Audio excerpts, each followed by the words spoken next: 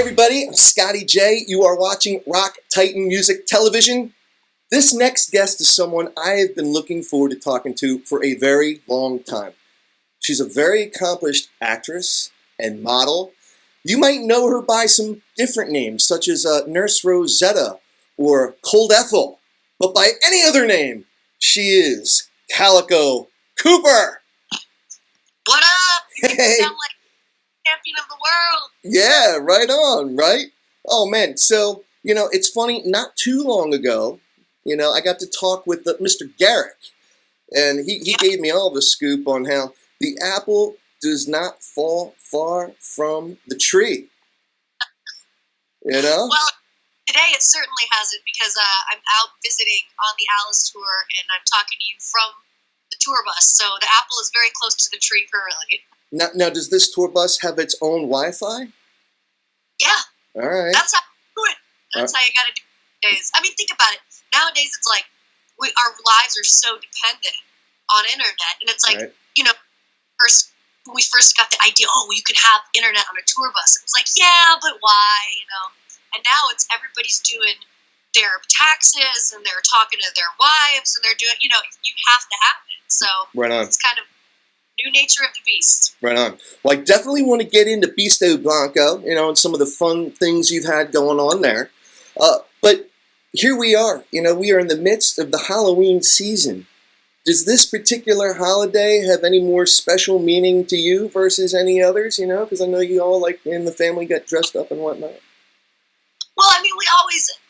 It's kind of strange having, your dad is like the Santa Claus of Halloween. Right. So... it's everything's a little more heightened. So it's like everywhere we go, we're like, no way. And I noticed that even visiting out here for a while, it's like the crowds are a little crazier. And it's just everybody's sort of in that like Halloween headspace. Right. So it's cool because the crowds are all dressed up. They're in costume. And yeah, it's really cool. We definitely have the whole bus decked out. Party City. That's the place to be. And right on. So yeah. In the Halloween spirit. But when we were kids, my parents both loved to trick or treat. So, rather than be recognized, he would either be like Jason or Michael Myers, anything with a mask. But he would go around with us for hours. Oh my God. Pillowcases of candy. Let me tell you something. If you want to trick or treat, Phoenix, Arizona is a place that you will go down in flames. There's so much candy. Well, I would think it would all be melting. You would assume, right? But that's about the time of year when it stops being the surface of the sun and starts to become human again. Right on. So, speaking of the heat and, Arizona and whatnot is the place to be for Halloween and trick-or-treating. Here you are in Texas, like you said, on the Alice tour. Are you going to be hopping up there on stage and playing any of your roles that you've done traditionally? Yeah. I stopped touring. I stopped doing the Alice tour. I think it was maybe like 7 or 8 years ago to really, acting full time. And at the time, Beasto wasn't even a thing. Like Chuck and I had kind of talked about it, but not really.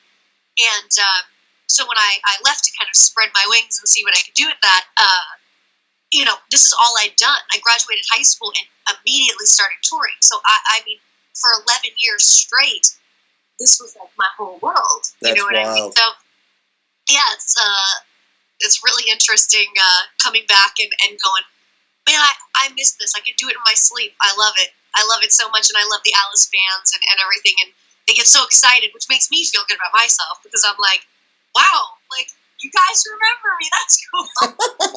Well, I guess I play, my mom she originated a lot of those roles. Right. So she's doing it now again, and it's just as evil and insane as ever. And, I kind of just, my role here is to visit my family, to hang with my friends, and to go up there and just, yes, and her.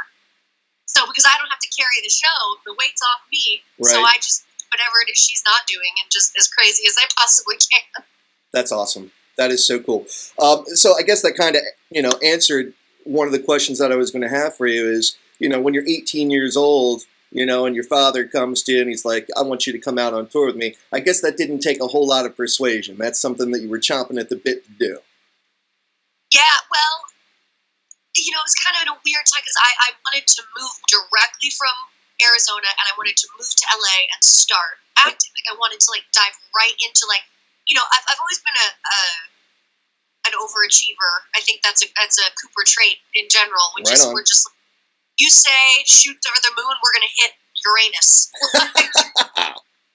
So we basically, I graduated high school and then I go, okay, so I want to move out and I want to go act and whatever. My dad just says, okay, I support you and I want you to do what you want to do. But I'm planning on putting the old theatrical show back together, the full Alice experience. And he's like, if you would come out, it was just a year, right, and play those roles. He's like, because at the time my mom had a dance studio open, she had 2 kids still in school, and he's like, just to kind of get out in the world, right? Without your parents looking over your shoulder, like just learn things. And I was like, okay, I can do that. So basically, I started touring, and it was there's a Chuck Garric sighting. I basically started touring, and 1 year turned to 2, turned to 3, and I started getting more creative control over what was happening in the shows. Right. So my dad would say, like, I don't know, Nightmare just seems a little thin. Like something else could happen. And I go, well, I mean, you could sing it with a mask on and the mic in the mask. And he goes, I love that idea. I'm like, oh, yes. So I just started like doing more and more input, and he gave me creative control of everything I did. So it just kind of built into this big 11-year thing. But yeah, I mean, by the time I stopped touring, I've been around the world 11 times. Wow.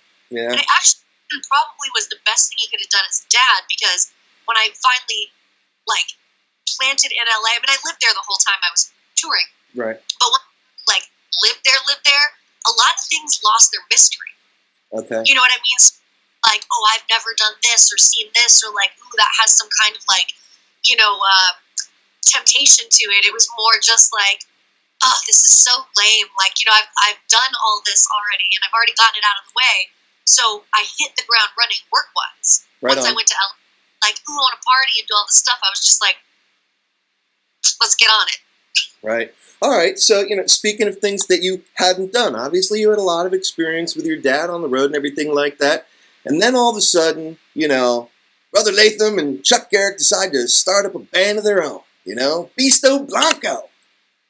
And they're like, Calico, we've got a missing ingredient. We think you're it. How much coercion did that take? I don't think they had a lot of choice. There's only a couple people that can really fit that very specific shoe. Right on. I think, and I know Chuck for years. I'm awkwardly going to talk about him like he's not sitting right on the brain. So let's just go with that. Hey, Chuck.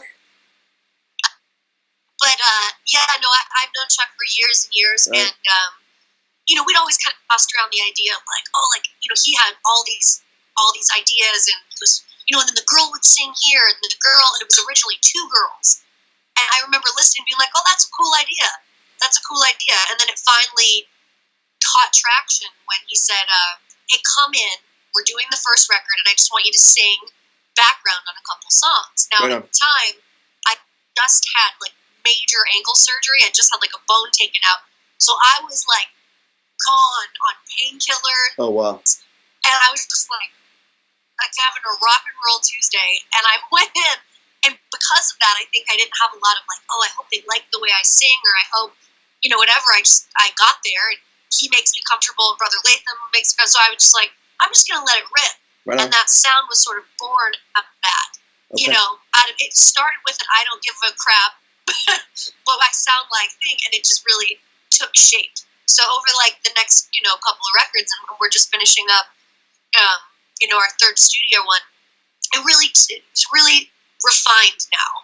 Very cool. You know what I mean? And you have to be able to tour and work like a dog. Right on. And then still get up on stage and give it 150%, and be somebody that can get along in this like hardworking, confined sort of space, and be the only woman, which is, it's a less of a thing than you'd think it is. Well, yeah, no, I mean, obviously I've done my research. I've checked out, a lot of different conversations you've had and people that you've talked to.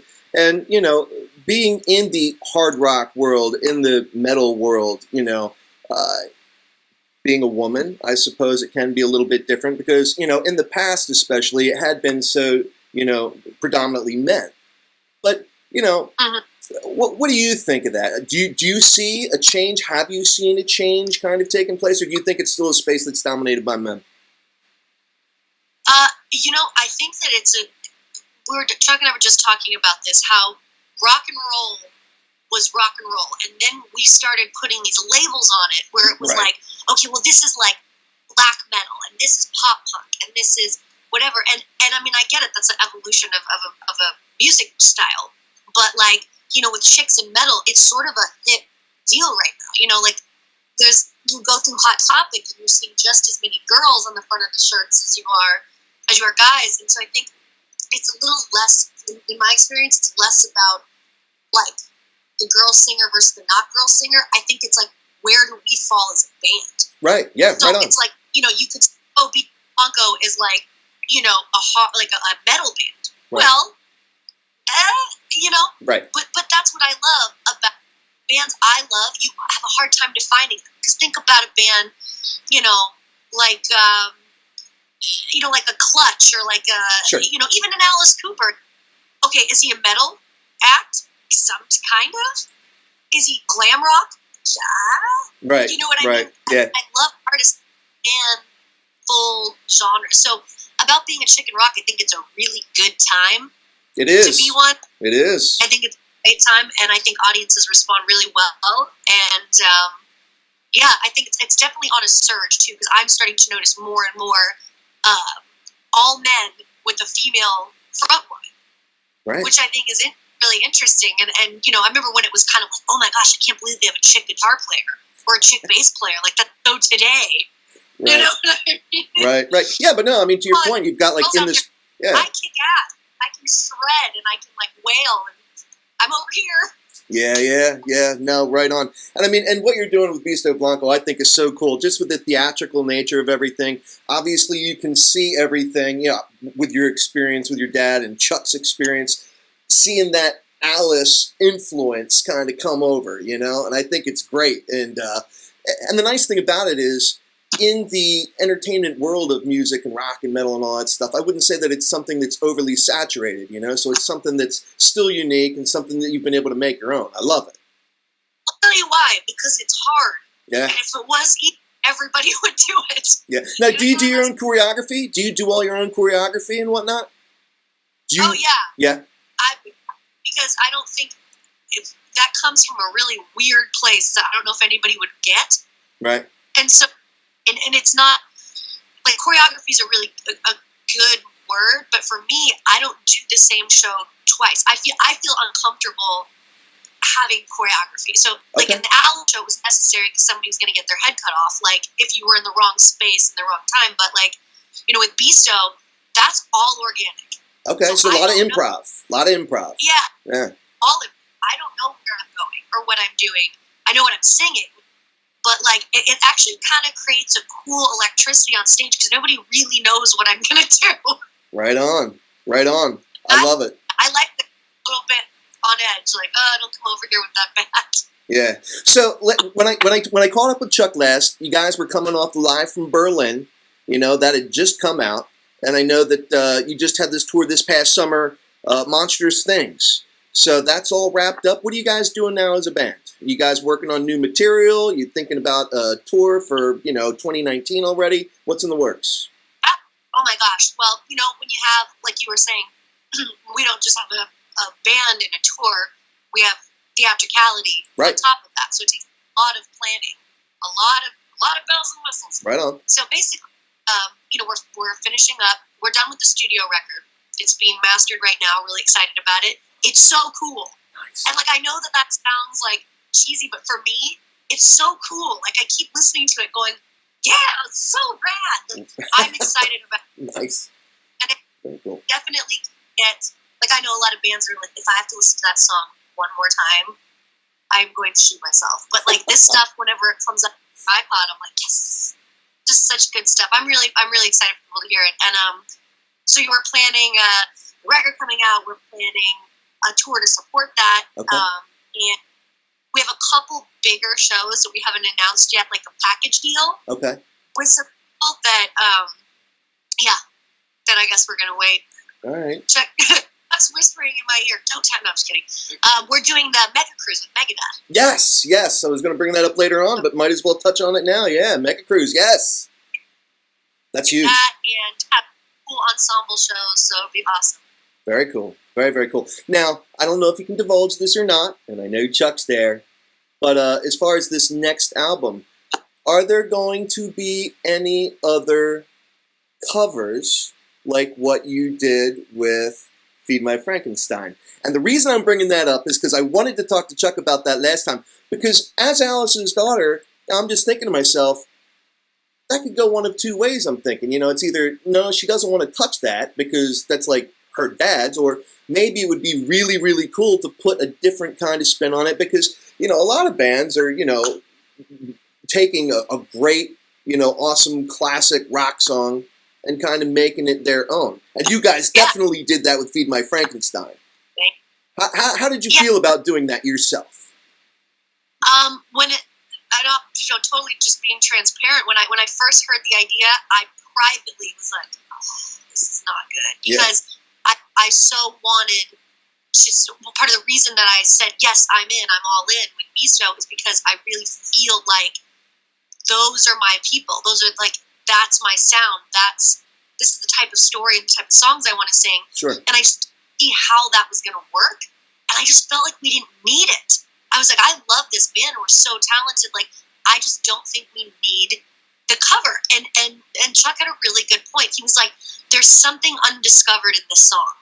There's something that hasn't really been touched yet here. So we dove into it, and he goes, listen to the first run of it. And I was like, all right. So when he started playing the music, I go, what is it? This is a Western Tarantino-esque whatever. And then when the scratch vocals kicked in, I went, I would never have believed that this song would sound like this. And so we did it. We did the video. We put it out. And my dad says, that blew my mind because I never thought that Feed My Frankenstein could sound sexy. It's not a sexy song. Right. You guys made it very boudoir-y in the Old West kind of work. Well, I think you kind of help.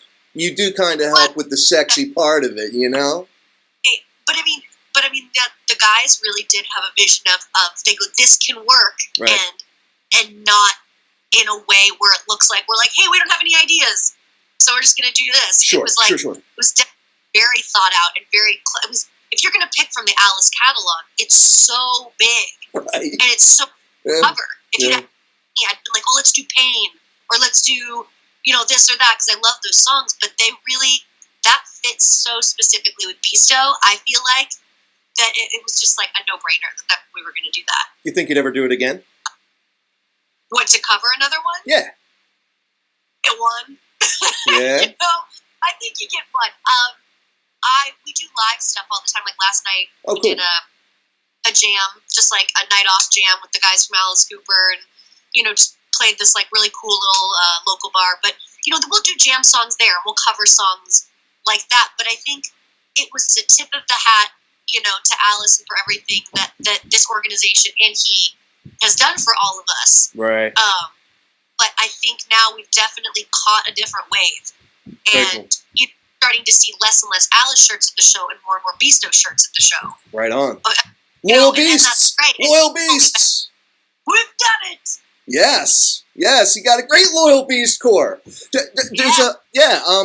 So where do you go from here? Obviously you're hanging out with your dad tonight. You're going to be hitting the stage. Where do you go from here? What's going on next? So we are headed to Kansas. Okay.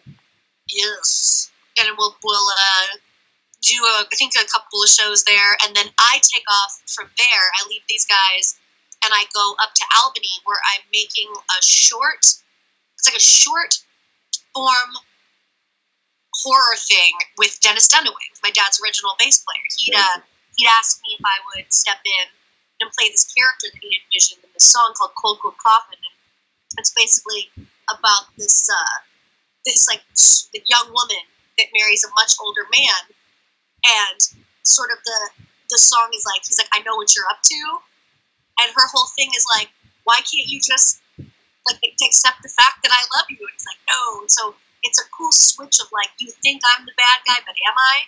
Is he actually the bad guy?